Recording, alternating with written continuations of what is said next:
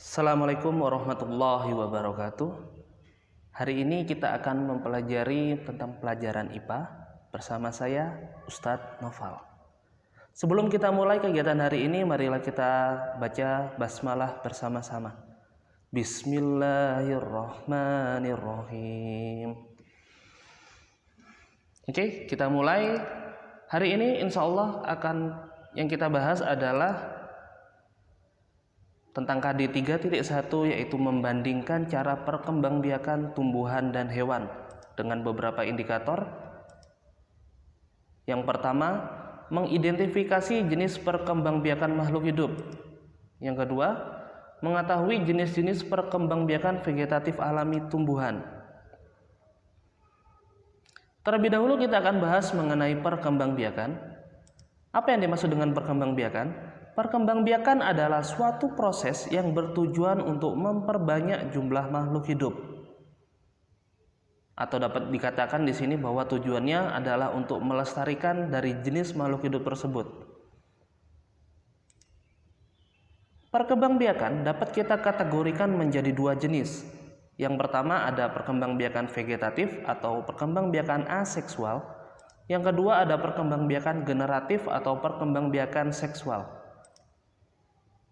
Perkembangbiakan vegetatif adalah suatu cara perkembangbiakan makhluk hidup yang terjadi tanpa pertemuan sel jantan dan sel betina, melainkan hanya melibatkan satu induk saja. Jadi tidak perlu adanya individu jantan dan individu betina, melainkan satu indukan saja sudah bisa melakukan perkembangbiakan. Berbeda dengan vegetatif, perkembangbiakan generatif melibatkan terjadinya pembuahan atau pertemuan antara sel jantan dan sel betina. Hari ini kita akan fokus pada perkembangbiakan vegetatif tumbuhan. Perkembangbiakan vegetatif tumbuhan juga dikategorikan menjadi dua jenis. Ada perkembangbiakan alami dan ada perkembangbiakan buatan. Perkembangbiakan alami adalah perkembangbiakan yang terjadi secara alami tanpa adanya bantuan dari manusia. Sedangkan perkembangbiakan vegetatif buatan adalah perkembangbiakan yang terjadi dengan bantuan manusia. Jadi di sini manusia akan turut ambil bagian dalam proses perkembangbiakan tersebut.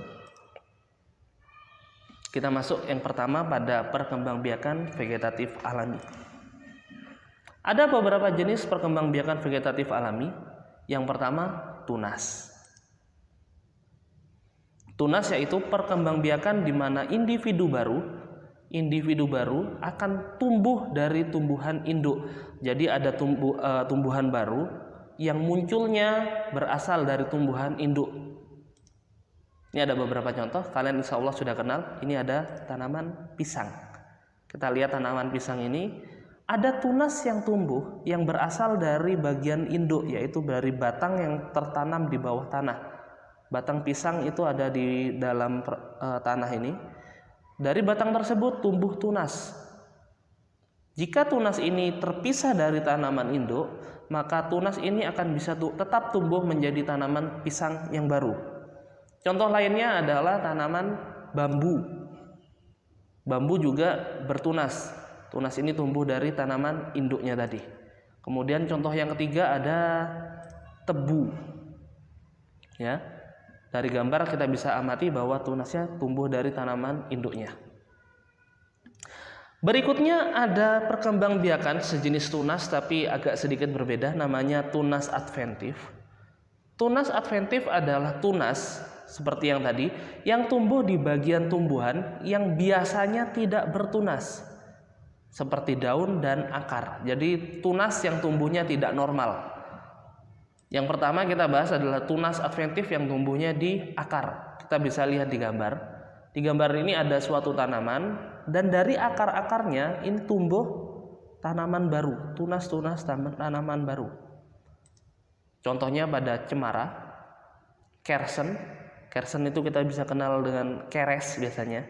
Kemudian ada sukun sama kesemek. Ini contoh tanaman yang bisa melakukan perkembangbiakan secara tunas adventif pada akar. Selain itu ada tunas adventif pada daun. Seperti ini, pada gambar kita bisa lihat ada tumbuh tunas pada permukaan daunnya, pada pinggiran daunnya. Contohnya adalah pada cocor bebek dan tumbuhan wijaya kusuma. Perkembangbiakan berikutnya yaitu dengan cara membelah diri. Yang dimaksud dengan perkembangbiakan dengan membelah diri adalah membagi tubuhnya menjadi dua bagian yang sama secara langsung. Jadi dia dari satu indukan langsung menjadi dua bagian yang sama secara langsung dia. Contohnya seperti ini. Nah, ini adalah tumbuhan yang bentuknya mikroskopis yang sangat kecil, yang kita kenal dengan nama ganggang hijau atau alga. Tanaman yang kecil ini, yang mikroskopis ini, dia berkembang biak dengan cara membelah diri. Yang semula satu sel ini, dia akan membelah menjadi dua sel, kemudian dari dua sel membelah jadi 4 dan seterusnya. Cara perkembangbiakan yang ketiga, yaitu dengan cara spora. Spora adalah perkembangbiakan dengan cara mengeluarkan spora yang terdapat pada kotak spora atau nama ilmiahnya adalah sporangium. Spora yang jatuh di tempat yang cocok akan tumbuh menjadi individu baru. Biasanya tempat yang cocok bagi spora adalah tempat yang memiliki kelembapan tinggi. Contoh tanaman yang berkembang biak dengan cara spora, yang pertama adalah tumbuhan paku. Mungkin kita pernah lihat di tempat-tempat seperti bangunan tua atau di hutan, ada tanaman seperti ini di mana bagian bawah tanaman ini memiliki bulatan-bulatan kecil seperti ini, yang kalau kita amati lebih detail dia bisa menghasilkan serbuk. Sejenis serbuk dihasilkan oleh bulatan-bulatan seperti ini. Nah, ini namanya tumbuhan paku.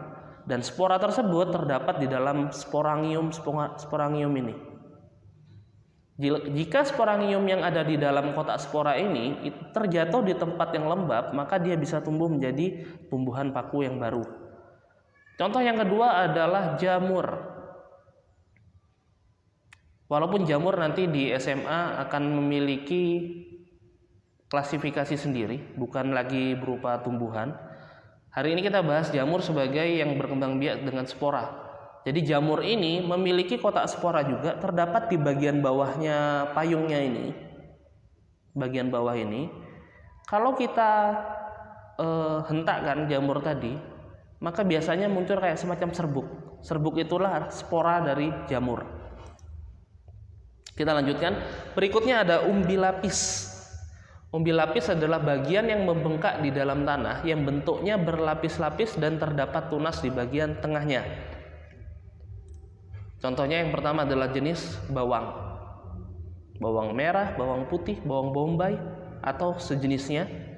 Dia berkembang biak dengan cara umbi lapis. Contoh yang kedua yaitu bunga bakung. Bunga bakung, mungkin kalian pernah lihat di rumah kalian. Nah, bagian bawah bunga bakung membentuk seperti bawang tadi, ada umbinya. Dia berkembang biak dengan umbi lapis. Yang ketiga contohnya adalah bunga tulip. Bunga tulip yang kita kenal sebagai bunga nasional dari negara Belanda. Bagian bawahnya bentuknya seperti ini, seperti bawang. Inilah umbi lapisnya. Jadi dari umbi lapis ini dia bisa tumbuh tumbuhan baru. Cara yang berikutnya adalah dengan cara umbi akar. Umbi akar yaitu bagian dari akar yang membesar karena mempunyai fungsi sebagai tempat cadangan makanan. Jadi bagian akarnya mengalami pembekakan atau pembesaran di bawah permukaan tanah. Contoh yang pertama, nah ini contohnya ya. Yang pertama ada wortel. Ini akarnya yang mengalami pembesaran, ini yang warna orange. Kemudian ada lobak, hampir sama. Contoh yang berikutnya yaitu ini bunga dahlia. Bunga dahlia ini juga berkembang biak dengan umbi akar.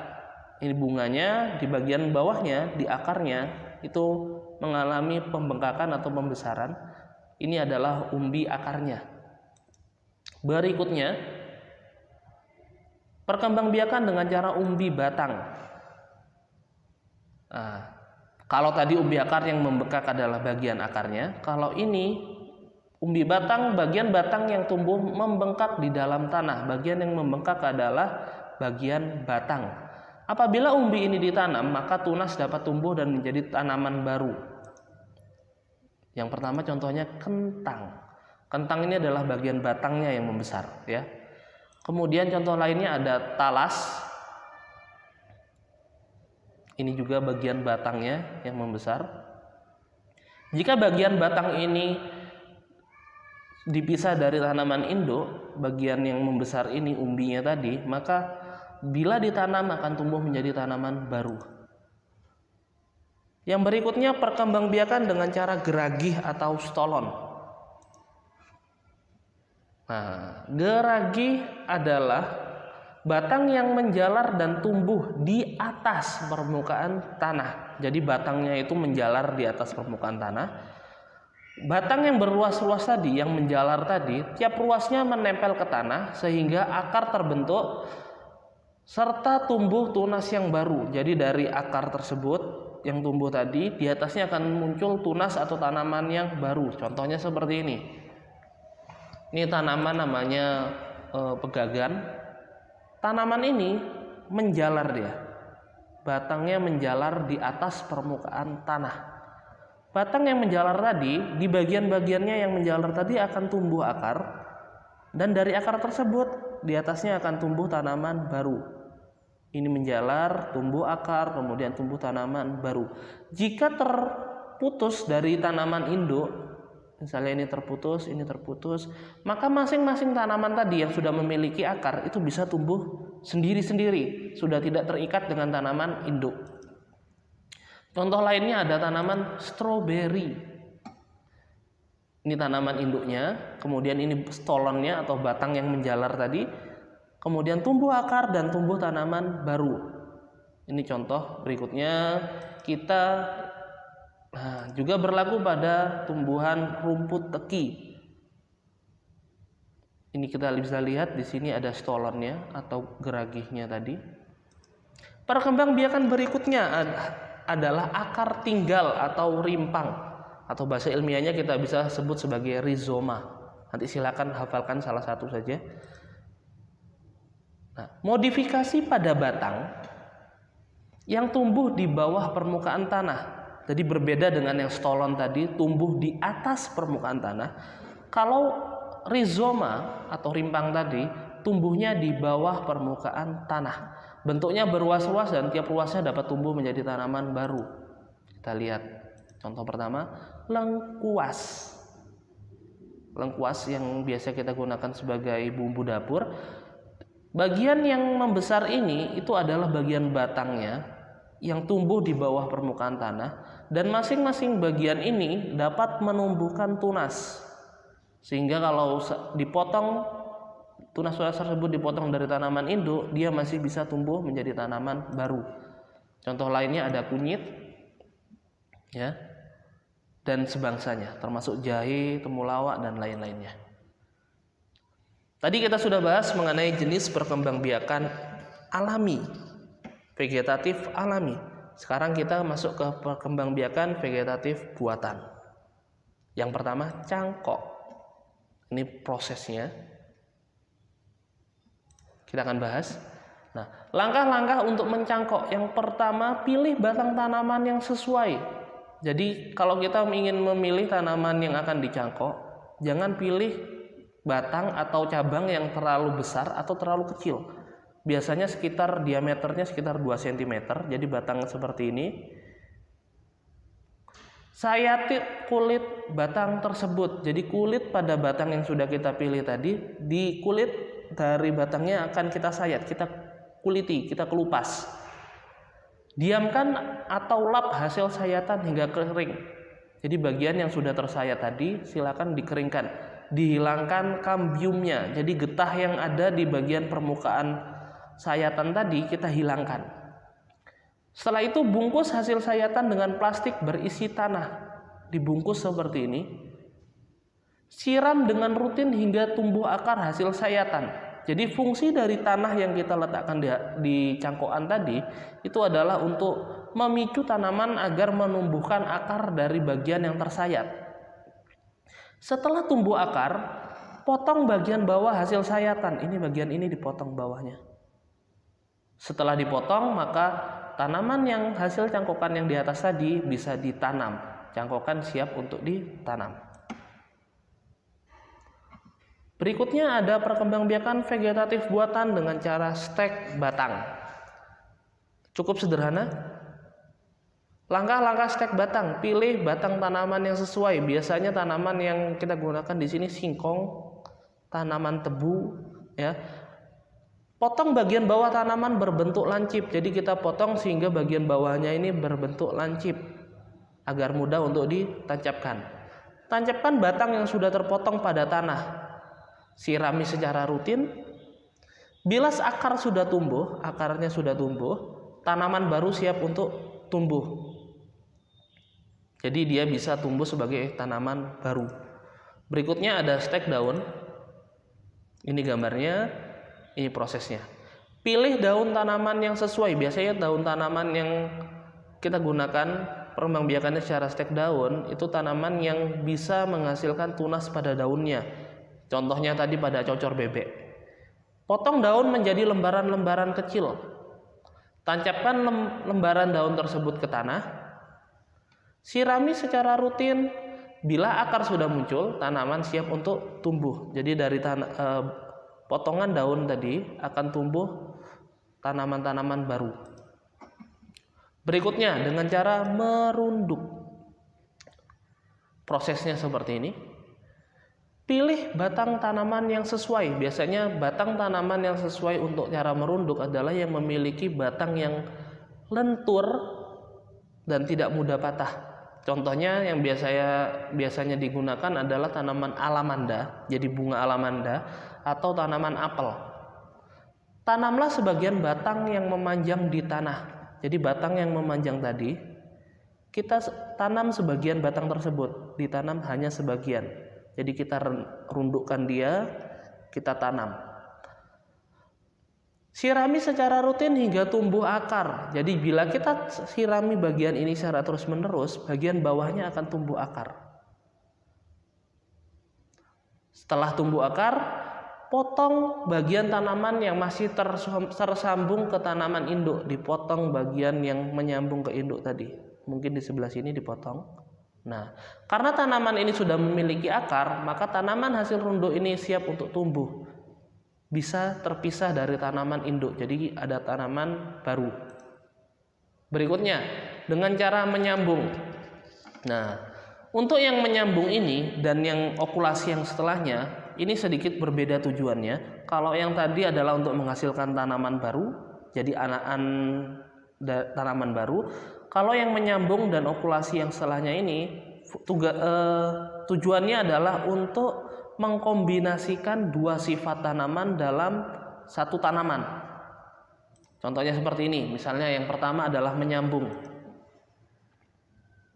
Langkah-langkah menyambung. Pertama, pilih dua batang tanaman yang ingin disambung. Misalnya ini adalah batang tanaman A, yang ini batang tanaman B.